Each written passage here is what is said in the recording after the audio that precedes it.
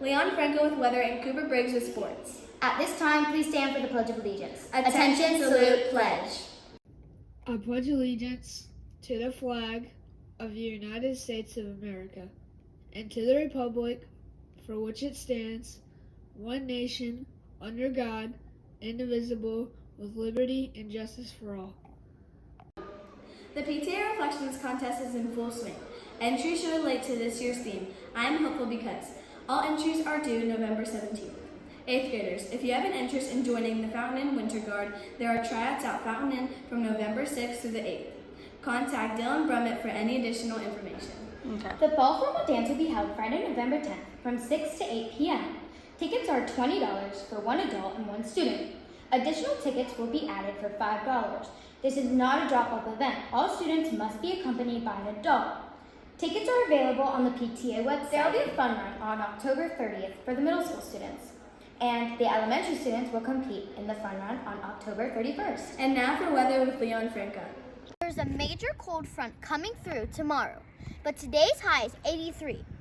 That cold front I just mentioned, it's going to drop our high to 61 with a 55% chance of rain. Did you know that RJ's basketball tryouts start today? Sports anchor Cooper Briggs spoke with a few kids who are trying out.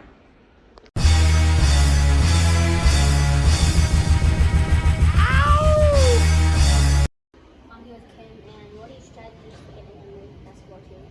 Playing hard, working my best, and yeah, Okay. And what's your favorite thing about playing basketball? everything about it. Everything about basketball. Have you ever been tryouts? So what does it take to be on the basketball team? Definitely a lot of practice. Definitely speaking up. Can't be quiet, because if you're quiet, coaches are not going to want you on the team. Mostly practicing off season and just trying your hardest. Thanks. Fountain Inn D team ended their regular season play last Thursday night with a shutout of Southside High School's D team. The final score was 52-0.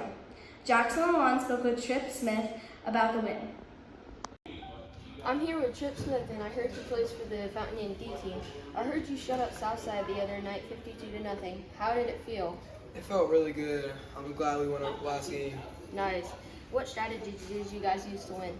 We really just had great mentality. We used 110%, gave it our max effort. Nice, thank you. 7th graders participated in the Book Buddies Friday morning. They read to the 1st graders to start the day. Let's check out a few pictures.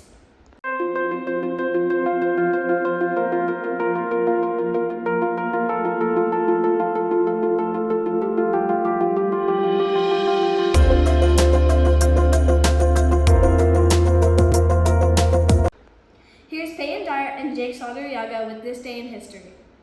On October 30th, 1938, a radio broadcast of H.G. Wells' The War of the Worlds, narrated by Orson Welles, allegedly caused a mass panic.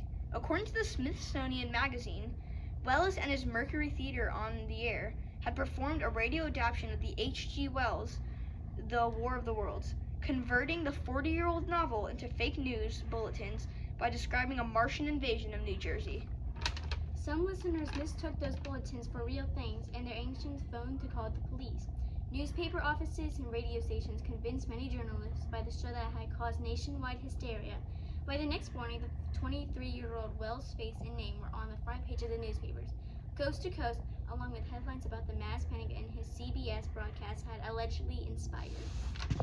And now for an update for the race craze. The Kindness Trophy moves to Miss Smith's class in 1st grade for the most acts of kindness today. Her class has raised over $1,000 so far. Congratulations, elementary students, for winning a popsicle party.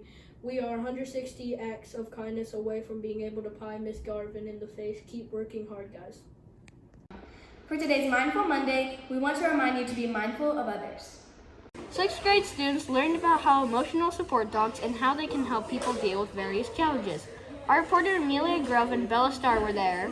Hello, and this is Avery Lackey, and I will be interviewing her. How did you feel about the service dog coming in today? I was very excited and happy because it allows me to take a moment and breathe and feel comfort with the dog. How was the service dog's story? It was very interesting to learn how they get trained and what they eat so we can know how to take care of them.